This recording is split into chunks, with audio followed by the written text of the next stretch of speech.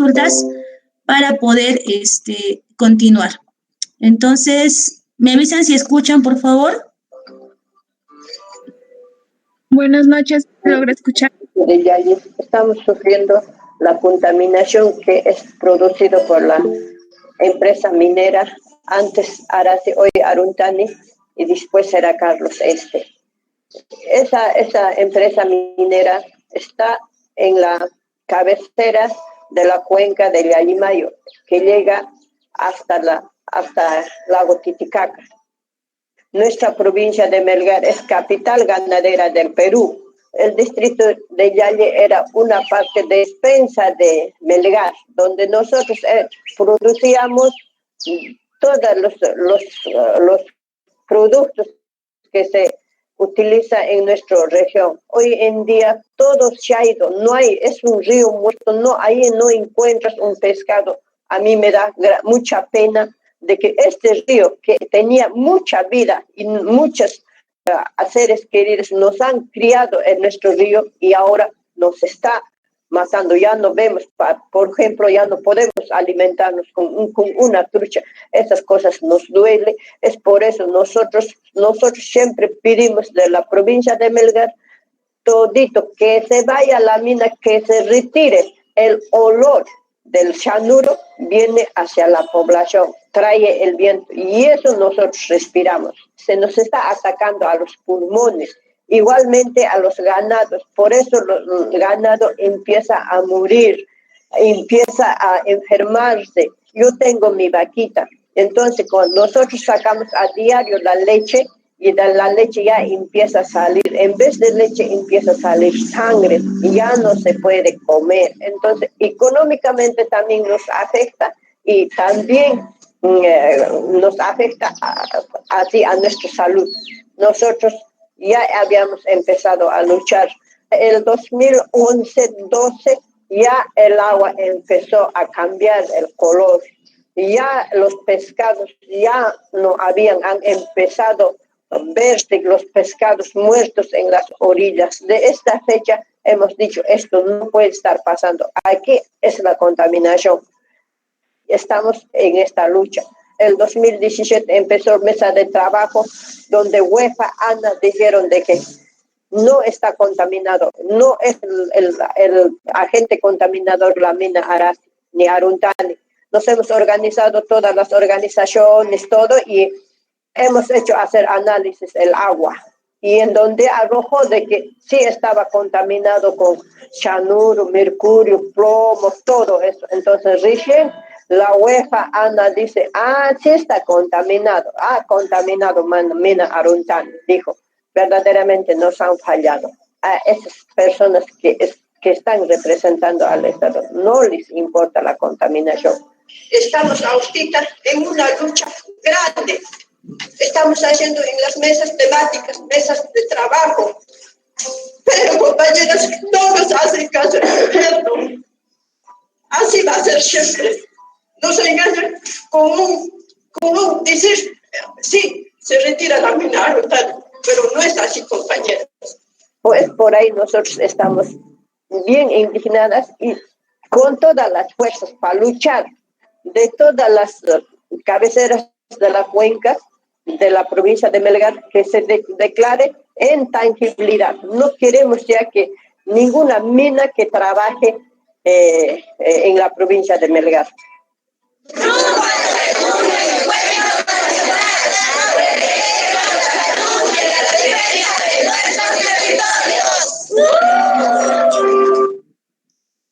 Bueno, ¿qué les pareció el video? ¿Alguien quizás le gustaría comentar? 1 o 2 comentarios sobre el video, que he entendido un poquito sobre la problemática de la contaminación ambiental y el efecto en las personas. ¿Alguien quizás se anima? No estén tímidos, por favor. ¿O alguien había escuchado antes? ¿Sabía algo? ¿De repente tiene algún dato más, algún informe más? No sé si alguien se anima. ¿Nadie? ¿Nadie quiere comentar a partir del video o no han escuchado bien el video? A ver, creo que hay un comentario. A ver, los que no pueden hablar igual pueden comentar, ¿no? Por el chat. Buenas noches, sí, es triste la situación. Sí, efectivamente, son casos que a veces son muy difíciles de atender por la misma complejidad de la forma en cómo se presentan.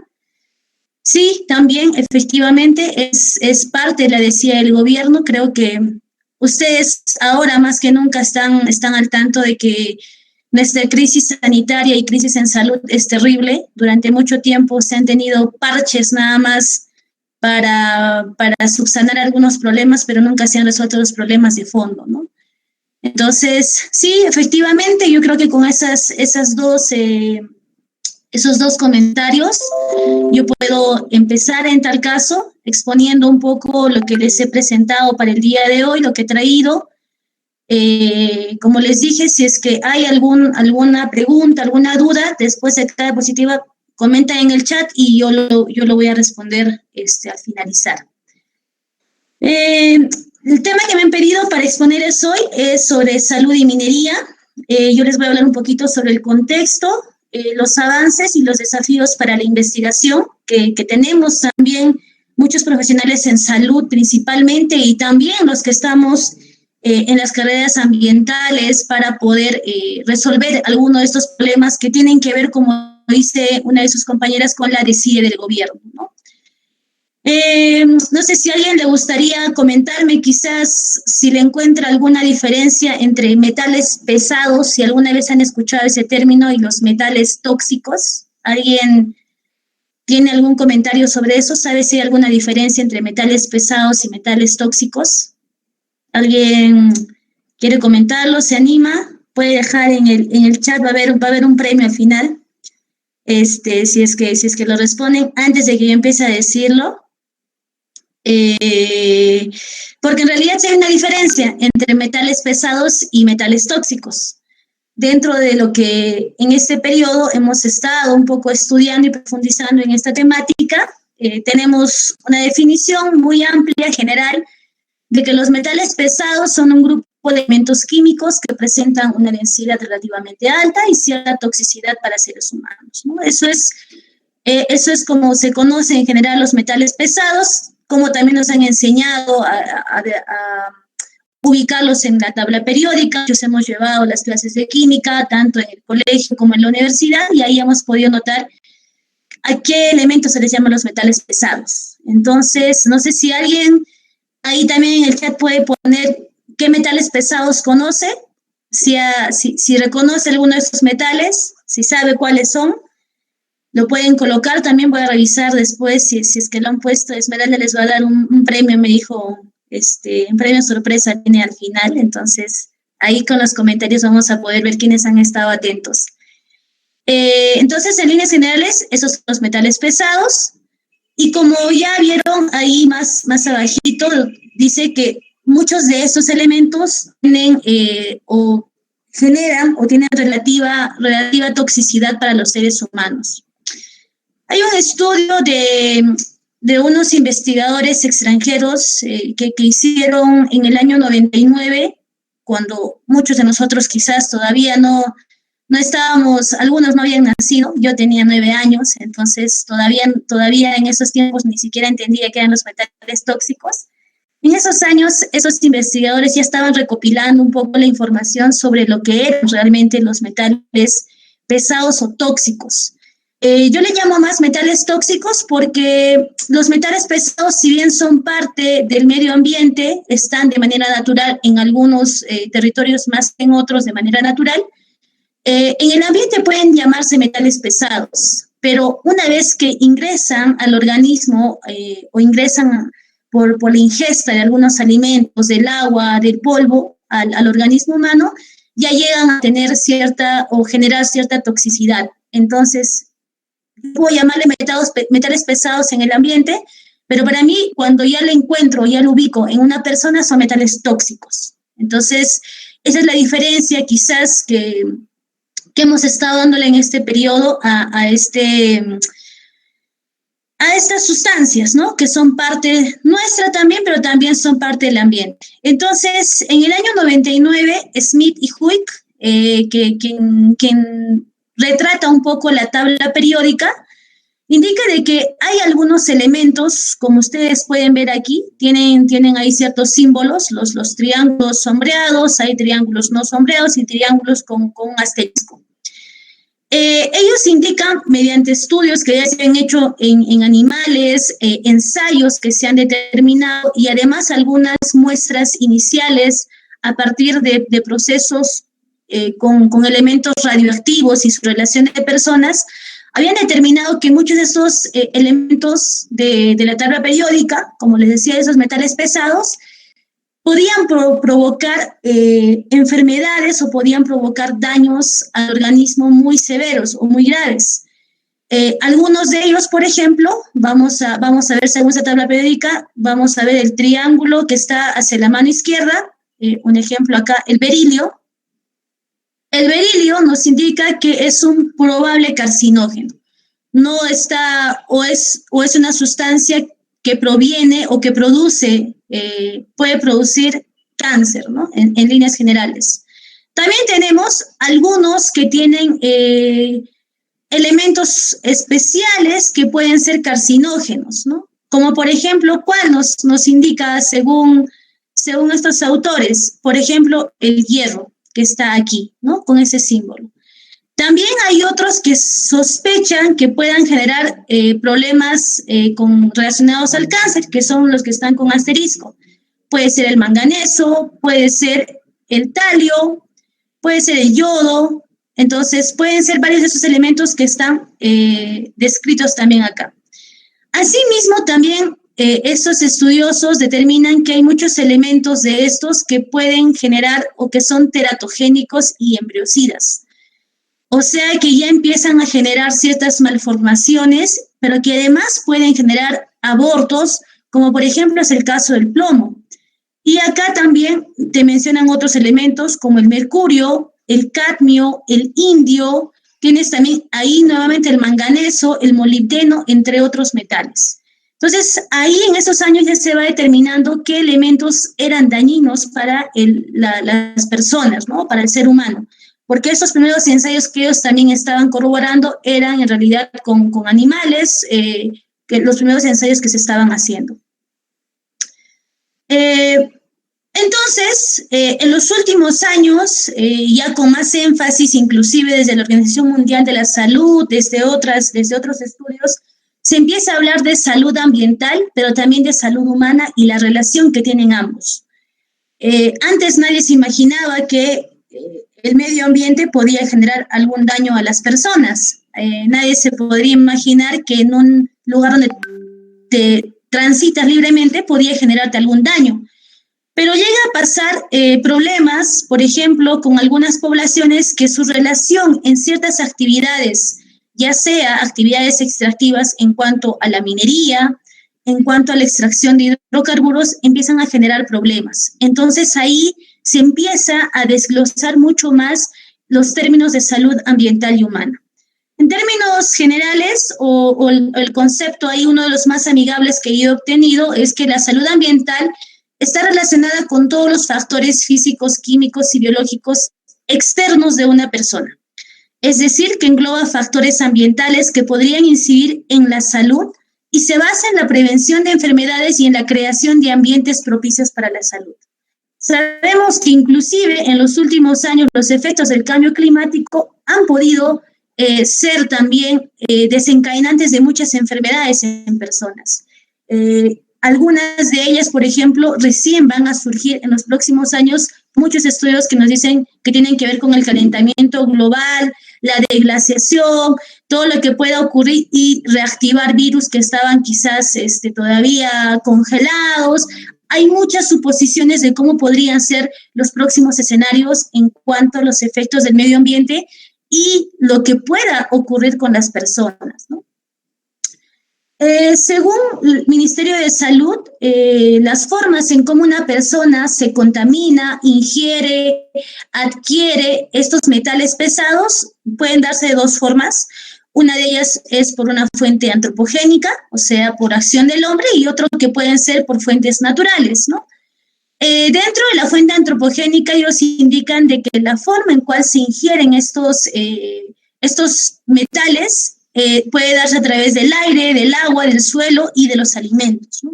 Esos son estudios del año 2015 todavía y que tienen también cierta relación todavía hasta ahora, ¿no? Han sido estudios que se han realizado.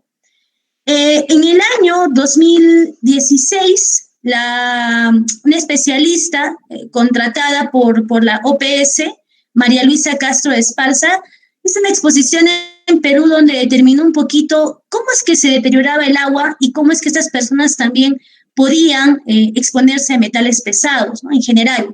Entonces, hablaba de aguas residuales domésticas que deterioraban el agua, agricultura y los residuos agroquímicos, que también ha sido un problema grande hasta ahora, vertimientos mineros, pasivos ambientales mineros y vertimientos y residuos industriales. Entonces, ahí también ella ya estaba profundizando mucho más en que las actividades extractivas estaban generando ciertos impactos. Muchos de ustedes quizás me dirán, pero bueno, Karen, tú seguramente eres una antiminera, no quieres que haya minería, no entienden el desarrollo, o sea, ¿dónde estamos si ese es el boom para nosotros? De eso vamos a salir también de la pobreza. Los pueblos que viven cerca de las operaciones se dice que son personas privilegiadas. En consultas con muchos especialistas, entre ellos un ingeniero geólogo muy amigo mío, me explicaba un poco el proceso que ocurría en cuanto a la formación que tiene geológica un territorio y cómo es que eso llega a producir efectos también, o cómo es que llega al agua, porque muchos sustentos para desvincular ese tema de problemas de contaminación tienen que ver con que la zona siempre ha estado con minerales, por eso se hace minería ahí, y entonces no hay ningún problema en que esas personas tengan metales. Las empresas mineras por lo menos indican eso, de que no hay ningún vínculo o ninguna relación en sus actividades y lo que pueda ocurrir con las personas. Más allá de otros sustentos de que yo pago mis impuestos y por lo tanto ustedes, Estado, háganse cargo, ¿no? Lo que pasa en la explicación de este ingeniero geólogo Otto Ito, que lo voy a nombrar, lo voy a citar, es la siguiente, ¿no? Los minerales efectivamente están dentro de la tierra de estas zonas donde se hacen las actividades, pero tienen que pasar millones de años o miles de años para que estos metales sigan en su lugar. Sin ningún tipo de actividad externa del hombre, ellos siguen en su lugar y pueden aparecer de vez en cuando o subir la corteza por la misma actividad que el hombre realiza. Pero cuando esta actividad es en gran cantidad, como una actividad extractiva minera, donde hacen una remoción del suelo, y yo conozco mucho los tajos mineros que están acá en Cusco, por ejemplo, aproximadamente se cava 1 kilómetro hacia el fondo, se excavan huecos hacia 1 kilómetro y esos son los tajos, ¿no? Las excavaciones. Entonces él explica, si se hace excavaciones a 1 kilómetro, ¿no crees que al hacer la remoción, esos metales que estaban quizás ahí inactivos, suben a la corteza y se empiezan a transitar o se empieza a transitar por las aguas superficiales, que son las venas por las cuales también se abastecen sus fuentecitas de aguas de las comunidades, ¿no? Que viven cerca? Y muchas de ellas, por ejemplo, sí manifiestan de que han aparecido manantes, han aparecido puquios, pero en realidad es parte de esa remoción de suelo que ha aperturado las aguas subterráneas y que ha llevado consigo estos minerales. La explicación que este ingeniero me daba me parece muy lógica y coherente. Entonces, él me decía, efectivamente, sí hay una relación de las actividades, porque el metal inactivo lo activas y eso se va directamente a la persona. Y es por eso que estas personas que tenían o que quizás ingerían metales eran en menores cantidades y el organismo podía desecharlo como cualquier otro agente externo que llega a nuestro organismo. Entonces, esa era un poco la explicación que él me hacía, ¿no? Aquí podemos ver, por ejemplo, un tajo minero. Esto es la plaza prácticamente de Cerro de Pasco. Este es el centro de la ciudad. Esta es una foto tomada a un comunero en la ciudad de Puno. donde mostraba un poco los sedimentos que salían a partir también de lo que ustedes escucharon a la señora Margarita, ¿no? Y que encontraban en sus fuentes de agua. Entonces, con todo esto, nosotros decíamos, muchos que estamos ya en este tema hace bastantes años, ¿qué es lo que está pasando? Porque es que hasta ahora no se reconoce este problema como un problema de salud pública. Si ya, ¿en cuántos territorios no hay minería? En Puno hay minería, bueno, también hay informal, obviamente. En Cusco hay minería, hace más de casi 40 años ya son de minería. En Cerro de Pasco son más de 100 años de minería. Entonces, ¿por qué hasta ahora no se reconoce estas poblaciones como expuestas o como un problema de salud pública? Porque ya está en varios lugares de nuestro territorio. Entonces, en el medio de lo que nosotros le llamamos en nuestra labor incidencia, hicimos presión con el gobierno para que nos asincere realmente cuál era la data que se tenía de personas en el Perú que tenían estos problemas, para que sean considerados como problemas de salud pública. En el año 2017 nos dijeron que apenas llegaban a 5,000 personas. En el año 2019 nos dijeron, está bien, hay más de 7,000 personas. Pero por insistencia ahora en los últimos años nos han revelado la cifra que ustedes pueden ver ahora. Son más de 10 millones de habitantes que están expuestas al problema o a la exposición por metales tóxicos. Eso quiere decir, y esto equivale a un 31.15% de nuestra población, que está expuesta principalmente en zonas mineras a metaloides, que está considerado el arsénico, y otros que son los metales pesados, ¿no? Entonces, ahí, por ejemplo, ustedes pueden ver que casi un 21% de la población nacional está expuesta a estos metales. Y hay una población menor, pero también importante, de un poco más del 6% que está expuesta a los problemas que estén relacionados con hidrocarburos, crudo de petróleo y todos ellos. Entonces, con estas cifras, obviamente a cualquiera le motiva a decir, o sea, hasta ahora son 10 millones de personas. ¿Cómo es posible que en todo este tiempo no se haya estado atendiendo este problema o se haya estado profundizando en la investigación?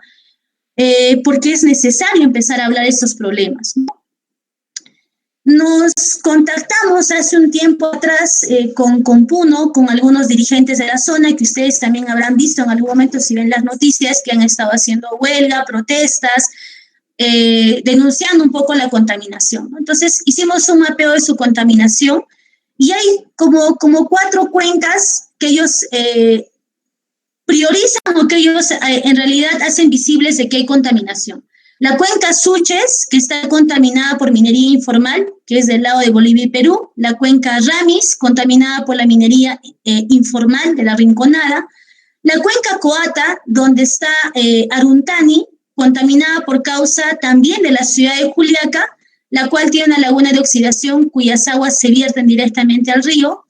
La cuenca de Inave, donde esta cuenca está contaminada principalmente por el lago Titicaca, y en general el agua del lago Titicaca contaminada en general, ¿no? Por los mismos vertimientos que se realizan a través de sus efluentes que llegan a esta zona. Entonces, esta información ustedes no la van a encontrar mucho en los informes que busquen de gobierno, ¿eh? Esta información te la da a veces la gente cuando conversas con los comuneros y comuneras que están en el problema. Les dijimos, ¿ustedes creen que podrían dibujarnos, podrían recrearnos un poco de la contaminación para entender un poco lo que está pasando? Y ellos empezaron a hacer esos dibujos donde, por ejemplo, Coata comentaba que ya había mortandad de peces, que ya muchos animales estaban empezando a morir, a fallecer, que ya habían inclusive algunas personas que parecía que tenían metales, pero que ellos, como no son médicos, no sabían si era o no era. Empezaron a hacer un conteo de todas las minas que estaban cerca. Aquí está Aruntani, aquí está Quellaveco. Hablaron también de la zona de Lampa, que está la mina Aracia, Aruntani, Ciemsa. Hablaron de la mina San Rafael. Todas estas empresas que ellos le daban la relación de que por eso eran sus problemas en el agua, ¿no? Entonces, y fuimos igual contrastando información. Y como les dije hace poco, frente a esta insistencia, este reconocimiento de la población actual expuesta a metales, nos entrega la información de que Puno tiene 716.246 habitantes. Eso es una data actualizada al 2020, o sea, es una que nos entregaron el año pasado, así, hace poquito, y que esta población expuesta, bueno, no nos han dado detalles de en qué zonas están, pero ya más o menos, por lo que hemos podido mostrar con los mapas anteriores, se puede saber dónde están. Todas esas están identificadas al aluminio, al arsénico, al bario, al boro y al plomo. Muchos de estos metales, como ya les mencioné, están relacionados a la teratogeneidad, a las malformaciones y son carcinógenos. Entonces, estas personas que están expuestas, posiblemente en unos años, van a empezar a mostrar las evidencias y los signos de todos estos problemas. ¿Qué es lo que pasa normalmente? Igual, Esmeralda, me avisas si me falta poco tiempo para apurarme también.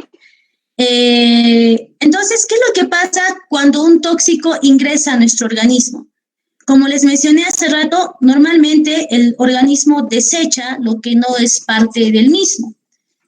O bien hay mecanismos de defensa para poder acudir a todos estos problemas. Según esta explicación que también encontré ahí dentro de los informes de Smith y Huyck, se menciona de que existe un agente químico que ingresa a través del aire, el agua, el suelo, los alimentos u otros, y al momento de estar en una fase de exposición, y esto ocurre por la inhalación, la ingestión, contacto cutáneo, contacto con mucosas, llega a ser absorbido por nuestro organismo. Esto pasa luego por dos fases muy importantes, la fase tóxico-dinámica y la fase tóxico-cinética. En ambas fases ocurren procesos muy diferentes. Para la fase tóxico-dinámica ya empieza a darse muestras de que toda esta inhalación, esta ingestión, va por el torrente sanguíneo y se van acumulando en órganos blancos. O sea, órganos que no tenían presencia ni ningún tipo de ingesta de tóxico. Y eso le genera un efecto tóxico. Esa es más o menos una fase clínica en la cual estamos explicando lo que pasa después de esta ingestión o esta inhalación del metal. A su vez, la sangre también pasa por un proceso de distribución y biotransformación. Eso ustedes ya lo han estudiado, lo saben muy bien. Luego de eso, luego de esta absorción y la otra fase, que es la fase tóxico-cinética, por puro proceso que se desarrolla en esta fase, muchos de esos elementos o esos tóxicos se eliminan a través de las excretas, ya sea por la orina, por las heces, por la bilis, por el sudor, a través de la leche materna también, y entre otros, ¿no? Otras fuentes de eliminación. Y a través también de la fase tóxico-dinámica, mientras que se acumula en el órgano blanco, una parte también puede irse expulsando a través de estas fuentes de eliminación. Entonces, hay una parte, como ustedes notarán, que puede eliminarse a través del torrente sanguíneo y a través de esta fase y no hay problema, una cierta cantidad. Otra cantidad ya no se va solamente pasando a través del torrente sanguíneo, sino también se va alojando en órganos blancos. Algunos decían, es como cuando, en el caso de la cocoa, ¿no? Cuando uno remueve la cocoa, inicialmente todo está junto, ¿no? Pero cuando lo dejas un rato empieza a sedimentar la cocoa. Entonces, eso es lo que pasa también en los órganos blancos. Un problema muy, muy frecuente y que no se ha investigado hasta ahora es el efecto del cóctel tóxico. ¿Qué quiere decir esto? O sea, se han hecho algunos estudios, como ustedes pudieron ver, del efecto de cada mineral o de cada metal en el organismo, pero hasta ahora no se ha hecho ningún estudio del efecto que pueda generar si esta persona está ingiriendo plomo, arsénico, cadmio a la vez. ¿Qué producirá este cóctel de estos tres tóxicos? ¿Podrá ocasionar la misma forma de eliminación? ¿Podrá generar el mismo efecto en el diagnóstico clínico? ¿Podrá generar también la misma fase de sintomatología en las personas que llegan a tener todos estos metales? Porque no solamente esas personas que están expuestas toman un agua y el agua dice, bueno, acá solo hay plomo y no hay problema, ¿no? Me estoy tomando el agua solo con plomo. No, estas personas están expuestas a una serie de elementos tóxicos, no solamente es uno. Entonces, eso del cóctel tóxico se habla mucho, pero no se ha investigado. Inclusive si ustedes van a buscar en Google, no van a encontrar mucha investigación y eso es algo que interesaría mucho saber qué es lo que pasa después de esto, ¿no? Aquí algunos términos para también adentrarnos en todo esto. Hablamos en este tiempo de exposición aguda y exposición crónica. En general, la exposición significa que una persona ha entrado en contacto con un químico y este ha penetrado en su cuerpo. La exposición aguda la determinamos a una exposición a un agente tóxico durante 24 horas o menos, ¿no? Eso es para el autor Claesen y Eaton de 1991, y en el del año 92 tenemos una definición de que es una exposición a un agente tóxico durante 14 días o menos. A eso se le llama una exposición aguda. Una exposición crónica es la exposición a un agente tóxico por más de 3 meses, y también le denomina en la otra referencia que es una exposición a un agente tóxico por más de 1 año, ¿no? Entonces, a eso más o menos le hacemos diferencia a la exposición aguda o crónica. También hablamos de toxicidad. Toxicidad de un elemento o un compuesto químico es la capacidad del material para afectar negativamente cualquier función biológica. Hay también personas que tienen una toxicidad aguda, o sea, quiere decir que hay un efecto biológico adverso causado por una dosis única o dosis repetidas durante un corto periodo de tiempo. A eso le llaman, que es una exposición aguda, ¿no? Como lo vimos. Y la toxicidad crónica, que se da por la exposición crónica, obviamente, es una intoxicación acumulativa o toxicidad distal, efectos biológicos adversos causados por una exposición prolongada y continua a bajas dosis. Aquí hay una diferencia muy importante. A veces cuando te hacen un análisis de metales, cuando digamos ha habido un accidente con algún trabajador minero que ha ingerido algún metal en el instante, pueden encontrar que esta persona haya ingerido una gran cantidad y que se haya expuesto en un poco tiempo. A eso también se le llama toxicidad aguda. Pero ¿qué pasa si esta persona vive más de 10, 15, 20 años? Está acumulando en pocas cantidades, como les dije, está acumulando en órganos blancos pequeñas cantidades de tóxicos que ya lo vuelven una toxicidad crónica y que justamente ese es el eslabón que no se entiende o que no se termina de encontrar para determinar la sintomatología. Porque ustedes no van a ver un paciente que llegue y te diga, me duele mi cabeza desde el día siguiente que se ha tomado el agua. No va a haber eso. Porque muchas de estas personas que están en estas poblaciones donde hay actividades mineras y petroleras, tienen efectos años después. Y yo a través de un estudio encontré que inclusive muchos de ellos en 5 años no sentían todavía muchos de estos efectos, ¿no?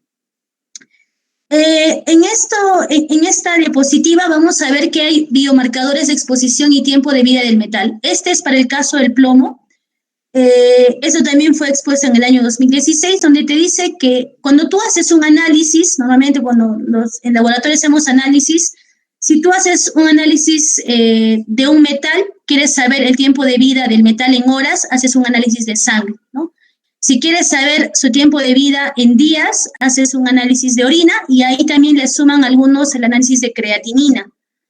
Algunos también en los últimos años han empezado a profundizar en análisis para ver el tiempo de vida del metal en cabello de 6 a 12 meses y también hay estudios en uñas y huesos para largos periodos de tiempo y así poder ver la relación que ha tenido esta persona frente a una exposición. Actualmente existen documentos de los cuales están muy desactualizados en realidad, que son las guías de diagnóstico clínico, que debieran ayudar a cualquier profesional, principalmente a los médicos, a poder determinar cuáles son los signos y síntomas que presenta un paciente y cuándo debiera darse cierto seguimiento o un registro a ese paciente para poder hacer seguimiento en un cierto periodo de tiempo. Todas estas guías, si ustedes ven, la guía solamente tenemos para 4 metales en nuestro país y también no hay mucha investigación para otros metales. Tenemos para plomo, arsénico, cadmio y mercurio. La más antigua es la de arsénico, que la han hecho en el 2011. Nos han dicho que lo están actualizando, pero hasta ahora yo no he visto ninguna publicación todavía. Mercurio y cadmio son las del 2013, desde ese año hasta ahora no se ha actualizado, o sea, eso quiere decir que no se ha investigado para saber qué elementos más le pueden sugerir a estas guías. Y también en el año 2017 han la guía de plomo, ¿no? Que es la más actualizada en realidad que se tiene ahora. Entonces, en todas estas se van a algunos signos clínicos que ayudan a determinar si una persona realmente está intoxicada por metales, ¿no? Lo que pasa comúnmente con los médicos que trabajan en estos territorios es que no asocian la exposición del metal con un problema de este tipo. Muchas de esas personas dicen que cuando van y le muestran algunas, por ejemplo, marcas en las manos, hay un síntoma, un signo clínico que se llama también las líneas de Ness, que te aparecen unas líneas blanquecinas en las uñas que son un signo de ingesta de arsénico. Los médicos que han podido estar por ahí, como no asocian esto, no han podido determinar la causa y la han relacionado con hongos, por ejemplo, en muchos casos. Entonces les dan antimicóticos y obviamente no les hace mucho efecto porque no se han apropiado todavía de estas guías. Entonces no es obligatorio, obviamente, que ellos se sepan de memoria las guías, pero sí debiera saberse en territorios con actividades de este tipo mucho más a profundidad de estas guías, ¿no? Para hacer un diagnóstico mucho más claro también.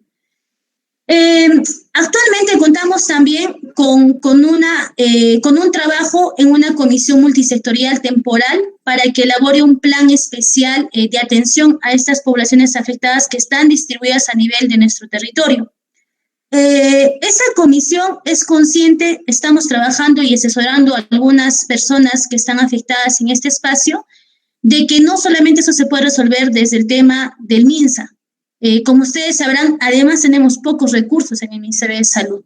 Entonces, ¿quién genera la concesión minera? El Ministerio de Energía y Minas, ¿ok? ¿Quién debería de verificar que no haya contaminación ambiental? El Ministerio del Ambiente. Entonces, ¿no debieran también estas instancias contribuir económicamente a que se desarrollen investigaciones y procesos para mejorar la calidad ambiental y con ello evitar la enfermedad? Porque entiendo que ahí ustedes también estarán de acuerdo en que nosotros preferimos que el daño se evite a que uno en realidad acuda cuando la persona ya está enferma. Eso es mucho más difícil y eso es lo que también se les pide a los pacientes. Por eso hay tratamientos, por eso hay campañas de promoción y prevención en la salud. Entonces, esa comisión multisectorial actualmente está elaborando un plan especial que aborda diferentes perspectivas para poder atender y ayudar al MINSA a que encuentre una forma de atender este problema de salud pública.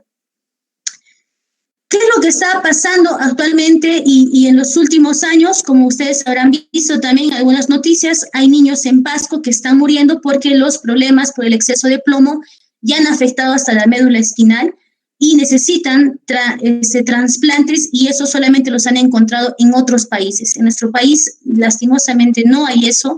Hay algunos centros en Lima donde se han podido atender y trasladar a estos niños. Sin embargo, no ha habido una respuesta idónea para poder atender todos sus problemas. Entonces, solamente el año pasado, en enero y febrero del año pasado, solo 2 niños pudieron viajar para su trasplante de médula porque solo hay especialistas en Argentina para que puedan hacer estos trasplantes. Eso lo ha asumido el gobierno porque ya es realmente dramático lo que ocurre con estas personas, ¿no? Entonces, quizás ahí para ir terminando ya y no cansarles con mi catarsis de este tema, hay aspectos que necesitan profundizarse. Por ejemplo, se necesita elaborar y estructurar mejor una caracterización de riesgos en contextos mineros, en contextos de hidrocarburos también, obviamente. ¿Por qué les digo caracterización de riesgos? Porque para poder atender una enfermedad, ustedes tienen que saber el origen. Si no sabes el origen, va a ser muy difícil tratarlo. Sabiamente, un apu de la Amazonía lo decía, yo no puedo seguir tratándome mi salud si sigo tomando agua envenenada. De nada me sirve. Y efectivamente, tiene razón. Si tú no encuentras el origen de ese problema, no vas a poder darle un tratamiento adecuado. Entonces, por eso es importante que se profundice en ese tipo de estudios. Es también necesario que se empiecen a profundizar en las dinámicas y los biomarcadores que tenemos, que es sangre, orina, cabello, uñas y huesos. En el caso de Puno, entiendo que principalmente se han hecho análisis de sangre y orina, pero hasta en eso lo han hecho mal. ¿Saben por qué? Porque les han entregado sus resultados y les han dado datos cualitativos, cuando la presencia de un tóxico se determina de manera cuantitativa. Cuando tú sobrepasas 50 microgramos por decilitro de arsénico en la orina, entonces quiere decir que tú ya estás con un riesgo alto de tener una exposición alta a este metal. Pero en su caso les han dado resultados, tu resultado es positivo, tu resultado es negativo. No se dice positivo en cuánto, negativo en cuánto, o cómo habrán hecho ese análisis, no lo sabemos. O sea, si se dan cuenta, hasta en eso han habido errores para la entrega en los casos de Puno, por ejemplo, cuando me han compartido sus resultados. Asimismo, también hace falta profundizar en estudios sobre tratamientos alternativos con plantas y otros componentes ancestrales. Muchos de nuestros fármacos y muchos de los productos que sirven para tratar enfermedades se han obtenido a través de estas medicinas tradicionales. A veces muchos no somos tan creyentes de la medicina tradicional y alternativa, pero en el campo o en Puno, en zonas andinas, donde nosotros hemos crecido, tomar la muña sabemos que nos va a hacer muy bien porque es un gran digestivo. Tomar una manzanilla o tomar un mate de manzanilla nos va a ayudar a tratar problemas con infecciones urinarias. Entonces, muchos de estos elementos deben de ser profundamente estudiados con lo que contamos. Se ha estudiado algunos elementos como, por ejemplo, el jengibre, el diente de león, se ha estudiado también el cilantro como desintoxicantes. Entonces yo creo que podríamos empezar a profundizar y hacer ensayos también para ver en qué dosis y a qué tiempo también esto podría hacer efecto para desintoxicar a muchas personas, ¿no? Porque actualmente solo existe un tratamiento específico clínico para atender, que es la quelación, la ingesta de una sustancia, de una sustancia para que tú en cierto periodo de tiempo, durante una semana, elimines completamente minerales de tu cuerpo. Esa es la forma de desintoxicarte. Pero también ahí eliminas minerales que pueden ser positivos para ti. Entonces, cuando eso pasa, la persona se debilita completamente y necesita una recuperación también a largo plazo. Eso lo aplican principalmente cuando ya son personas que han pasado por momentos muy críticos de ingesta de tóxicos en un corto periodo de tiempo, ¿no? Entonces, tratamientos alternativos es otra forma también en la cual podríamos profundizar para poder atender a estas poblaciones. La moringa, que es una especie de fruto que tienen en la zona del norte de Lima, también ha sido un desintoxicante en muchos de los casos para agua, pero no se ha experimentado con personas porque todavía es mucho más complicado, ¿no? Asimismo, también se ha estudiado el nopal en la Universidad de Apurímac, donde también ha eliminado casi al 90% metales en el agua, pero no se ha probado en personas. Entonces, hay un montón de estudios todavía por hacer en ese sentido, ¿no? De tratamientos. También sería bueno que se cuente con una sistematización adecuada de casos nuevos y patrones de afectación. ¿Qué quiero decir con eso? Con eso se podría actualizar las guías de diagnóstico clínico que están muy desfasadas y que podría ayudar también a encontrar mejores elementos de alerta temprana que puedan ayudar al médico a diagnosticar con anticipación a que se empiece a empeorar o complicar la salud del paciente, ¿no? Asimismo, y finalmente, un registro de personas con discapacidad y malformaciones para ver también si estas personas fueron por producto o se dio esta producción de personas con discapacidad producto de la ingesta de estos tóxicos, ¿no? También se pueden empezar a hacer estudios con estas personas. Solo como un pequeño dato, en Espinar, por ejemplo, casi la asociación de personas con discapacidad que existen, en su mayoría, y casi el 90%, son personas que están cercanas al proyecto minero. Tienen una asociación allá. Entonces, sería bueno evaluar y profundizar también con ellos estudios sobre su situación, ¿no? Como les mencioné, este es un estudio que se hizo, por ejemplo, todavía no lo he publicado, espero publicarlo por lo menos antes de junio, pero es un estudio que ya está avanzando de caracterización y un registro de afectaciones en espinar. Sería muy importante, si lo publicamos, compartírselos para que ustedes quizás también puedan tomar como referencia las recomendaciones y aplicarlas para el caso de Puno. Han habido estudios de otros organismos internacionales, como por ejemplo Amnistía Internacional, que ha hecho un estudio más general sobre testimonios de personas que tienen estos impactos en Cuninico y en Espinar. Asimismo, también hay investigadores italianos de Source International que han venido a hacer estudios en niños de Pasco para evaluar el nivel de metal que tenían en el cabello, ¿no? Entonces, estos estudios también han servido muchísimo para poder contrastar el avance y la exposición constante y en qué magnitud tienen en esta zona. Entonces, hay estudios de este tipo que se les puede compartir. Ustedes se los pueden enviar al correo o se los mando a través de Esmeralda y podemos socializar con esos resultados. Entonces, creo que me he extendido más del tiempo previsto, lo siento mucho. Entonces, igual si es que hay alguna pregunta, duda, estoy a su disposición. Gracias. Muchísimas gracias, licenciada. No sé si hubiera, por favor, alguna pregunta para poder sacarle perdón, mayor provecho a esta ponencia.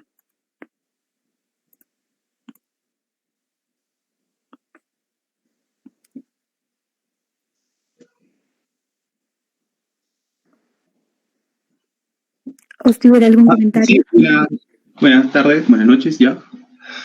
Licenciada Karen, ¿cómo estás? ¿Qué tal, Esmeralda? Compañeros todos presentes.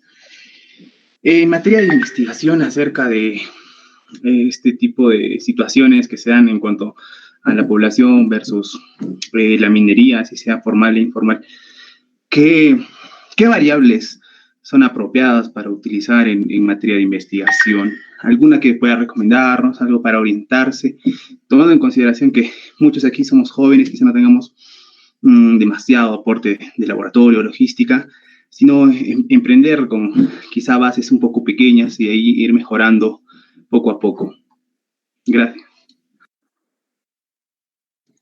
De acuerdo, David. Me estás preguntando entonces qué variables ustedes podrían tomar en consideración para empezar en la investigación.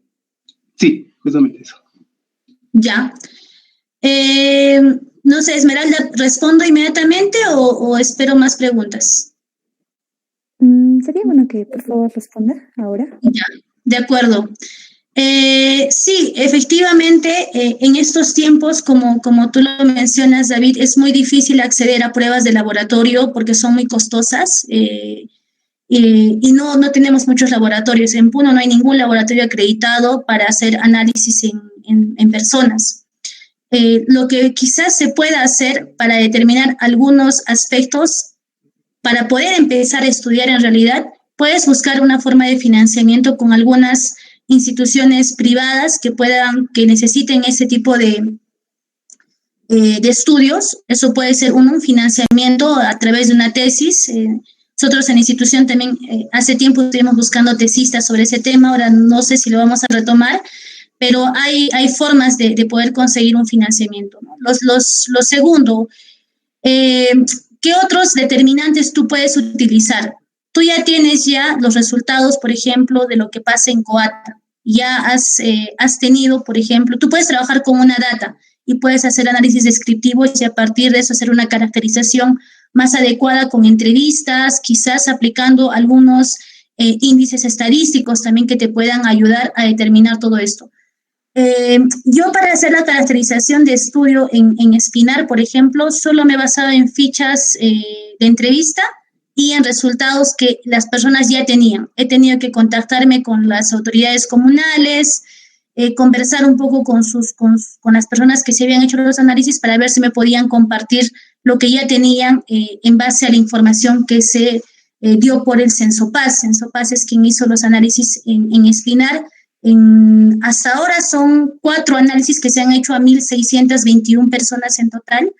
Entonces yo tomé elegí un grupo de esas personas, de 180 personas que se habían analizado en el 2013, tomé a 51 personas, de estas 51 personas toditas les hice entrevistas y utilicé además sus resultados de sangre y orina.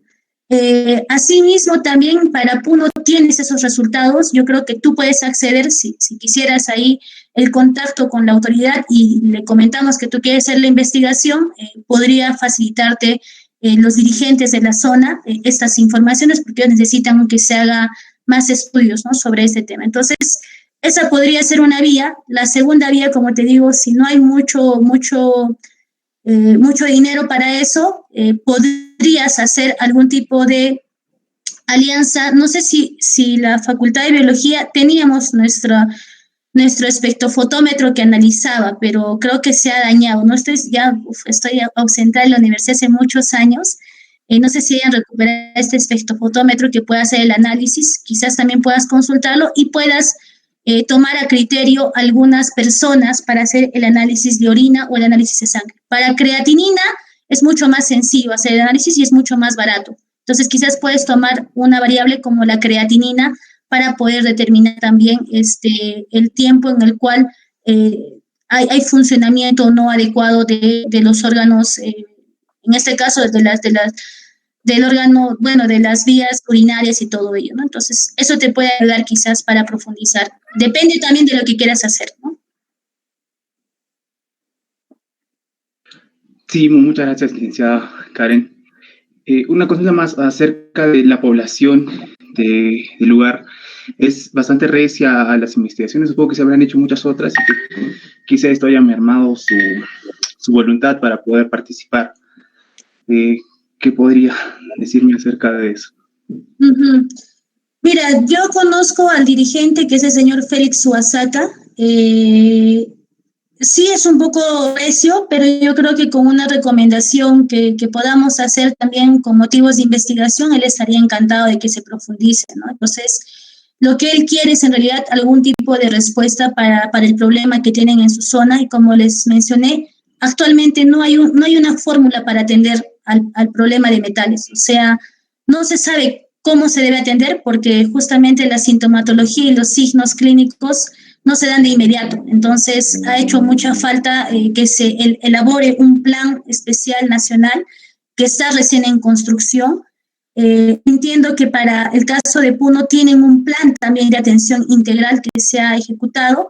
Entonces, quizás sería bueno conversar con él y pedirle algún tipo de información o entrevistas con algunas personas. Él te puede autorizar, porque para entrar a comunidad si necesitas una autorización del máximo representante, ahí que en este caso es el señor Félix, a quien conocemos. Entonces, puedes reunirse con él y decirle cuál es el motivo de tu investigación, y yo creo que no habría mayor problema, porque si bien los resultados son de carácter personal y privado, si son con fines de investigación, se podría facilitar estos datos, ¿no? Y tú puedes conversar con las personas, aplicar fichas de consentimiento para que ellas también puedan acceder a darte una entrevista, y ahí tú puedas quizás hacer preguntas más a fondo utilizando las guías de diagnóstico clínico, evaluando quizás algunos signos que puedas determinar en campo, tener una guía simple. Tú, por ejemplo, líneas de NES, hacerle un check que si tiene constantes dolores de cabeza, check, porque puede ser por exceso de plomo, los niños no prestan atención en clases, puede ser porque el manganeso se está acumulando a nivel de la corteza cerebral, check. Entonces, tú puedes empezar a hacer ese tipo de análisis e inclusive tú podrías generar más información para el diagnóstico clínico oportuno, ¿no? Entonces, todo eso sí se puede hacer mientras tú tengas y cumplas también con las comunidades en socializarles el estudio, ¿no? Sí, muchas gracias, licenciada Karen.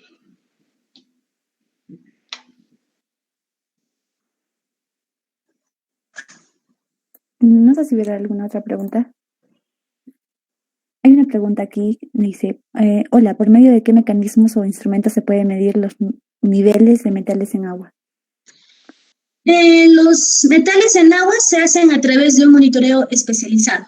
Este monitoreo lo puede realizar principalmente autoridades que son competentes en el tema, por ejemplo, la Autoridad Nacional del Agua, el Organismo de Evaluación y Fiscalización Ambiental.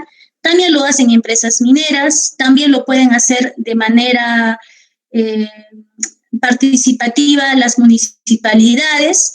La forma en cómo se hace es a través de un recojo de muestras de agua en campo. Todas ellas se envían a un laboratorio especializado. El laboratorio ingresa esta cantidad de agua, le agrega algunos aditivos químicos y lo pasa por una cámara que se llama espectrofotómetro. Esa es una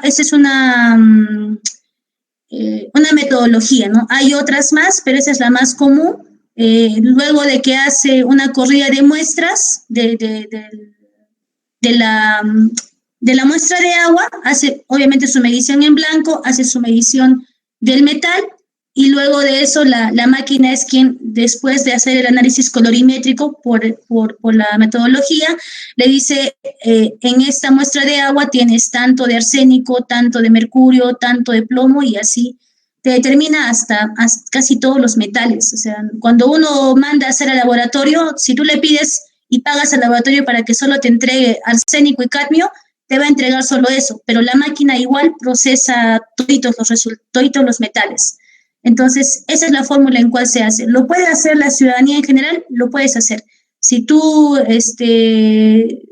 quieres o puedes hacerlo, entonces simplemente utilizas el protocolo de la Autoridad Nacional del Agua. Hay un protocolo en línea que tiene para hacer las tomas de muestra y las cadenas de custodia para cuidar un poco la muestra, cómo se tiene que rotular, todo ello te explica.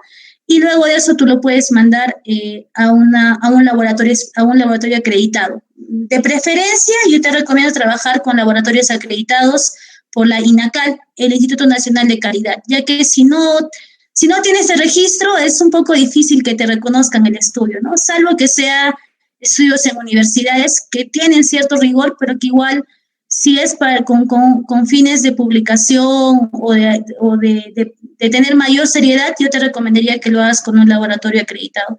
En Arequipa sí hay para agua, para personas solo hay en Lima, entonces esa es más o menos la forma en cómo se miden los metales en agua.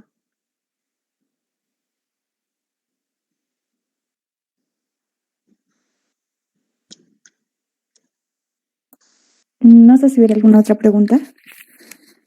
Tal vez mientras aparece una consulta. Hace tiempo leí un artículo sobre una variación en el hemograma, me parece que en Antioquia, no recuerdo exactamente, que mencionaba que las personas que estaban expuestas al mercurio tenían alteraciones tanto en los glóbulos rojos, se producía un tipo de anemia, también se producía una linfopenia y neutropenia que los hacía vulnerables, y había una plaquetopenia que condicionaba que hayan problemas de hemorragias. No sé si usted ha visto algo de esto y si fuera relevante tal vez estudiarlo. Sí, puede ser que se necesite profundizar en eso. Yo en realidad no le doy mucho seguimiento al diagnóstico clínico en personas, ya que desde el rol que yo cumplo es más promover políticas públicas para atender a estas poblaciones, ¿no? Entonces, sin embargo, a través de la caracterización de riesgos que yo hice en Espinar, los principales síntomas, algunos de ellos sí se ha mostrado que tienen hemorragias constantemente. De repente puede ser por eso u otros factores. Otro de los síntomas que ellos presentan constantemente son callosidades en la planta de las manos y planta de los pies, que tiene cierta relación con la ingesta de arsénico. Muchas de estas personas también mencionaron de que tienen problemas con el cansancio, se sienten más cansadas que antes. Otras de ellas tienen antecedentes de familiares que en el pasado tomaron agua que era prácticamente proveniente de un relave minero, o sea, estaban tomando agua de relaves, lo que ellos indican, y que en sus necropsias habían salido de que sí, efectivamente había fallecido por cáncer, ¿no? Por cáncer. Algunas de ellas, claro, no saben todos lo que ha ocurrido, pero varios también dijeron de que cuando su mamá, su papá o su abuelo falleció, el estómago de muchos de ellos estaba casi necrosado, o sea, estaba muy mal, ¿no? Entonces, mencionaban eso, otros signos y síntomas que ellos, o signos en realidad que ellos van reflejando, les decía también estas líneas de NES, que yo le he visto en bastantes pacientes, pero obviamente yo no puedo hacer diagnóstico clínico por la misma profesión, pero además porque no puedo hacer eso mientras no tenga alguna autorización en realidad el trabajo respectivo para poder hacer esto, es lo que yo he estado observando en realidad. Como les mencionaba, también muchos de los niños y niñas de estas zonas no tienen mucha retención de memoria, sufren mucho por ese tema. Hay un gran índice de niños con malformaciones y jóvenes y adolescentes con malformaciones. Entonces, eso también son indicios de que sí puede haber algunos efectos, ¿no? Sobre lo que mencionas, Esmeralda, específicamente no le da un seguimiento a profundidad sobre estos temas, ¿no? Pero eso es lo que más o menos se indica desde los principales documentos que también yo he accedido frente a los efectos que tienen los tóxicos, ¿no? Entonces, como les mencioné, yo les puedo facilitar algunos de esos estudios que se han hecho a nivel internacional, los que también nosotros hemos ayudado a hacer, hemos apoyado a hacer, y los que quizás, las guías de diagnóstico clínico las pueden encontrar en el Google, colocando nada más el metal, como les dije, solo hay para 4 metales: arsénico, cadmio, mercurio y plomo, ¿no? Entonces, si ustedes lo buscan, van a encontrar ahí. Y si buscan más sobre metales, lo poco que van a encontrar en realidad es las políticas, cómo se va a resolver, porque no ha habido mucha investigación en esta rama. Solo como dato, por esa preocupación de que no hay toxicólogos o especialistas en toxicología que ayuden a enlazar un poco el diagnóstico con esta ingesta de metales, nosotros el año 2019 vimos la forma de que envíen a 10 médicos a Chile, porque en Chile sí hay cursos intensivos de toxicología, para que estos médicos puedan capacitar a otros en esta materia, y así se pueda mejorar también las clases y todo eso. De esos 10 médicos, solo aprobaron el curso, entiendo, 2 personas, los demás no aprobaron el curso, retornaron, y estos 2 se quedaron en Chile porque les ofrecieron mejor trabajo, mejor sueldo también, que es algo que sucede mucho, ¿no? Entonces, eso ocurrió. No tenemos toxicólogos en nuestro país, apenas tenemos 2 toxicólogos. Una de ellas es la persona que nos ayudó a hacer un análisis en SINAR, su laboratorio en realidad contratamos para eso, y varios de ellos tienen la maestría en toxicología, pero no son especialistas como tal, ¿no? Lo mismo nos pasa a nosotros en la universidad, o sea, no creo que ustedes lleven toxicología a fondo en la universidad como un curso.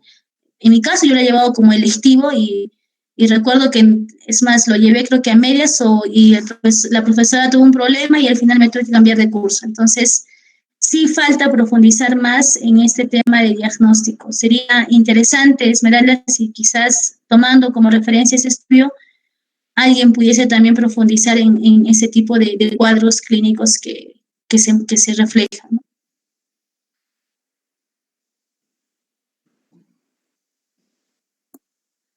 Muchísimas gracias. Hay otra pregunta de Sherali que menciona, primero le agradece por la ponencia y dice, sé que una investigación brinda resultados a largo plazo. Como respuesta de forma inmediata para la población, ¿qué se debería hacer según la poca información que existe? Uy, Sherali, me dejaste fría. Porque en realidad, como les dije, no hay una fórmula secreta para atender, pero sí hay dos caminos que quizás se puedan seguir de manera inmediata, ¿no? lo primero, evaluar las fuentes de contaminación, o sea, hacer un análisis exhaustivo y serio de las fuentes de exposición o de contaminación en las cuales estén relacionadas estas personas. Caso de Coata, por ejemplo, como les mencionaba, tienen algunas fuentes de contaminación. Sería bueno que tomemos como referencia estos resultados y lo asociemos a algunos problemas de salud. Inmediatamente, ¿qué se puede hacer? Una atención integral. Si bien no hay médicos especialistas en toxicología, yo creo que sí hay personas, estudiantes, profesionales que pueden darse el tiempo de leerse estas guías de diagnóstico clínico y empezar a partir de que hayan profundizado un poquito más en el estudio, que no creo que sea muy difícil para ustedes, que se leen tomos y tomos de libros. Entonces son páginas, cada guía creo que tiene 30 páginas a 40 páginas, no tiene más, que se puede hacer una atención integral en las poblaciones a diferentes tipos. Por ejemplo, si tenemos médicos urólogos o puede ser, por ejemplo, un dermatólogo. Se supone que ya son especialistas y saben de los problemas de la piel. Si además lee las guías de diagnóstico clínico o además un médico general lee las guías de diagnóstico clínico, yo creo que ya está en la capacidad de llegar a campo y al momento de participar en una atención integral con las comunidades, por ejemplo, pudiese determinar si esos efectos pueden estar dándose por la presencia de los tóxicos. Luego de eso, ¿qué se puede hacer? Porque, como les dije, tratamientos son difíciles de tener. Para eso tú tendrías que darle un seguimiento profundo al paciente. Una vez de que tú ya le has hecho el diagnóstico, le puedes dar algunas recomendaciones o tratamientos o puede ser con fármacos, viendo la complicación del órgano que está comprometido. Pongámosle un ejemplo. Digamos que esta persona tiene ciertos problemas urinarios, ¿no? O tiene problemas en la piel, que es lo que yo más he visto, ¿no? Entonces, el dermatólogo va a ver que estos problemas no están asociados a un hongo como tal, entonces lo que le dará es un tratamiento diferenciado. Hay pastillas y hay medicamentos que sí están ayudando mucho y que están en las guías de diagnóstico clínico. Yo no me las he memorizado porque es muy, muy difícil todo eso, pero sí se puede dar algún tipo de tratamiento para que estas personas puedan ver la evolución de la enfermedad o no de la enfermedad, ¿no? Si está sirviendo el tratamiento o no. Esa puede ser una forma en la cual atienda a la persona. Lo segundo tiene que ver con el tipo de empatía que va a tener con la persona. Muchas de estas personas creen que nadie los va a atender, que nadie siente la responsabilidad de atenderles. Cuando tú les preguntas, sienten un abandono total desde todo tipo de persona. O sea, se sienten como que son personas que viven en zonas ricas de minerales, y que eso trae desarrollo a nuestro país, pero no hay ningún tipo de atención. Entonces, algún tipo de acompañamiento en salud mental inmediato les ayudaría un montón. Saber qué sienten, saber qué piensan, y con eso tú vas a ir construyendo un tipo de plan para hacer efectivo esta atención integral. Si bien es cierto, no podemos pedir todo inmediatamente, para Puno, por ejemplo, lo que necesitarían sería eso, que haya una atención integral con diferentes especialistas que lleguen, que hayan leído previamente las guías de diagnóstico clínico, que escuchen a los pacientes, pero que además tengan traductores en la zona si es que las personas hablan aymara o quechua, porque ese también es otro momento complejo para muchos profesionales, de que a veces se buscan solamente traductores y no se buscan intérpretes. Y es muy diferente porque cuando el paciente te va a decir, por ejemplo, en quechua, soncoy muyuy, está dando vueltas mi corazón. Entonces, si te lo va a traducir tal cual la persona que está a tu lado, tú no vas a entender qué está queriendo decir. Pero en realidad lo que te está diciendo esa persona es que tiene mareos constantes. Esa es la interpretación. Y eso es algo que tampoco aplican en estos procesos en comunidades campesinas, ¿no? Entonces, la salud mental, el idioma y la atención integral por ahora es lo más inmediato que pueden hacer en Puno. Hay una intención de querer hacerlo, sí, hay una intención, pero tienen que cumplir con todo esto, porque si van a ir de chequeo, ok, listo, chao, van a ver que en unos mesecitos, si van así, va a haber nuevamente una protesta. Y se los digo porque conozco a la gente de la zona y sé cómo se siente después de un proceso de atención de salud.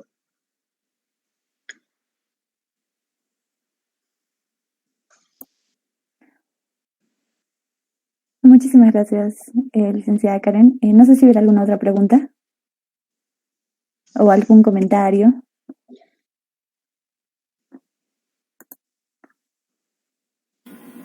Doctora, buenas noches. Una consulta, doctora. Primero, agradecerle por la ponencia y quisiera consultarle si usted habrá sabido de algún registro documentado, ¿no?, de alguna publicación que se haya hecho del medio que usted nos está comentando, que se haya registrado, ¿no?, que sea documentado y sea una publicación científica o de este tipo.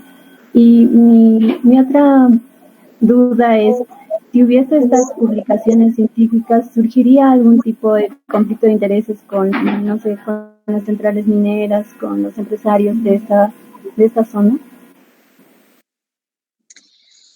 Uy, sí, desde las zonas que nosotros hemos estudiado, hemos recogido información, no hay publicaciones científicas a nivel de nuestro país, no hay evidencias, pero sí hay otros de otros países.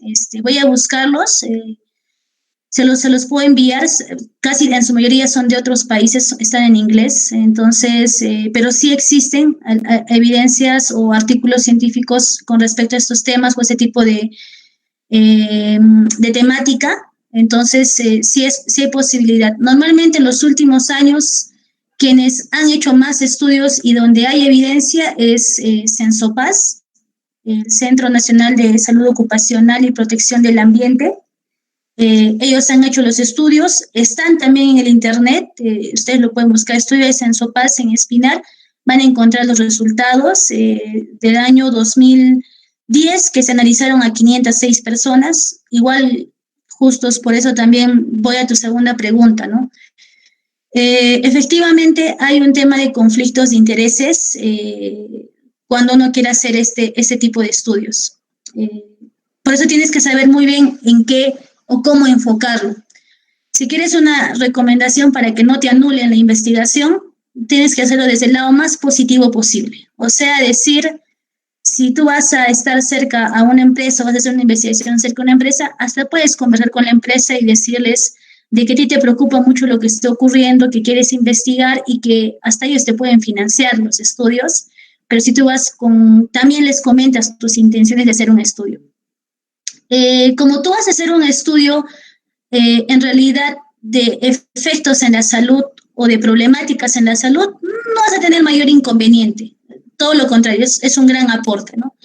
Pero si tú vas a querer determinar la causa de esa contaminación y luego le vas a decir a la empresa, queremos saber si tu empresa realmente está contaminando, ahí sí vas a tener muchos problemas. Y yo no les recomendaría todavía que vayan bajo esa figura. Entonces, para eso también los estudiantes y las personas que quieren profundizar en estas investigaciones tienen que ser muy estratégicos.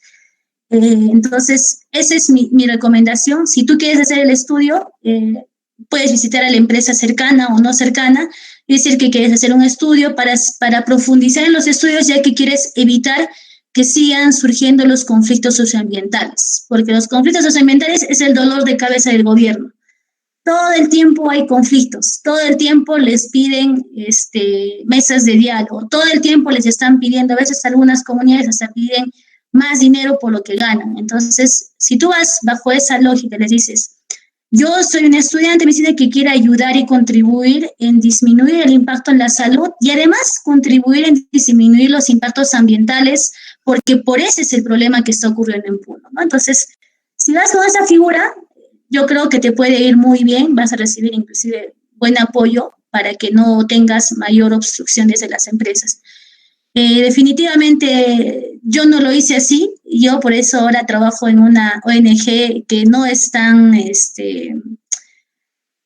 amiga de las empresas mineras, entonces Probablemente yo ya no lo pueda hacer, pero por eso es que mi recomendación para ustedes es que lo hagan bajo esa estrategia. Uno con ese estudiante también a veces se apasiona o se emociona con ciertas cosas y no mire consecuencias. Entonces, yo te recomendaría eso, que tengas una línea diferente de ingresar a este tema, no decir, ay, quiero demostrar que tú eres el contaminador y luego vas a pagar más impuestos, no, hazlo bajo otra dinámica, eso es muy beneficioso. Muchas gracias.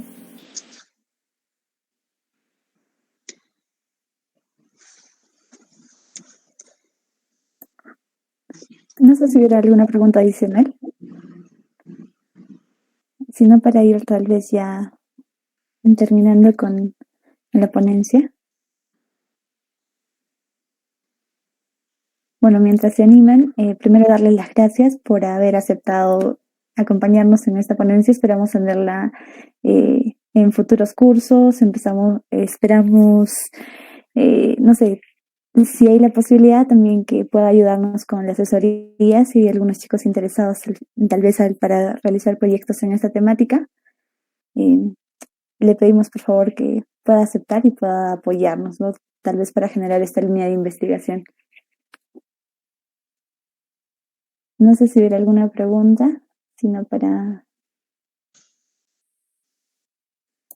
Claro que sí, Esmeralda. Yo encantada de poder apoyarles. Estoy dejando ahí mi correo. Si es que tienen alguna duda o quieren que les envíe de repente alguno de los estudios que les he compartido, de repente quieren profundizar o los ensayos, las investigaciones que he recolectado. Entonces, encantada. La verdad es que se necesita profundizar mucho en estos temas desde la academia porque si bien hay una intención desde el gobierno de poder abordar este problema por fin y reconocer que hay una gran población que casi llega a la mitad, ¿no? Porque casi el 30% es bastante.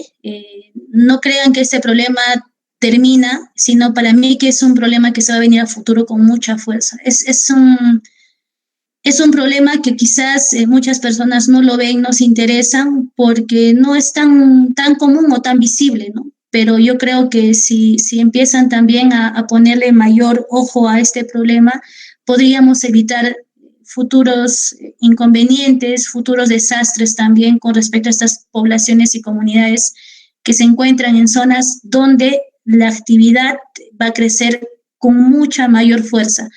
Estamos en un momento crítico en salud, pero también en economía. Y la forma de reactivar la economía va a ser a través de la explotación de nuestros recursos desmedidamente. Y eso significa depredar el medio ambiente. Y mientras no existan políticas que resguarden adecuadamente nuestro medio ambiente, eso va a tener efectos también en las personas y por ende los futuros problemas también se van a dar de esta manera, ¿no? Entonces, yo creo que es importante que evalúen algún tipo que les anime también a profundizar en esta investigación. Puno va a tener pronto, posiblemente ya se está viendo el tema con Yellow Cake, la explotación de litio, donde se van a tener presencia de elementos radioactivos inclusive. Entonces, se vienen problemas serios para Puno también si es que esto se diera, ¿no? Entonces, nada, yo con eso finalizaría en tal caso, Esmeralda, si es que ya no hay más preguntas, igual espero que les haya gustado y agradado el tema. La verdad es que a mí me apasiona mucho este tema porque lo acompaño desde hace muchos años y a veces puedo ser muy crítica de la forma y de atención desde los médicos en este tipo de contextos, pero es lo que tenemos, queridos amigos y amigas, es lo que hay. A mí me ha tocado estar en un hospital y sé la precariedad en la cual se tiene también y no todo depende del profesional, sino también depende de las condiciones que te genere el gobierno para poder acudir adecuadamente a los pacientes, ¿no? Entonces, hay muchas cosas que mejorar y nada, espero que ustedes también puedan ser parte de los cambios que se buscan, ¿no?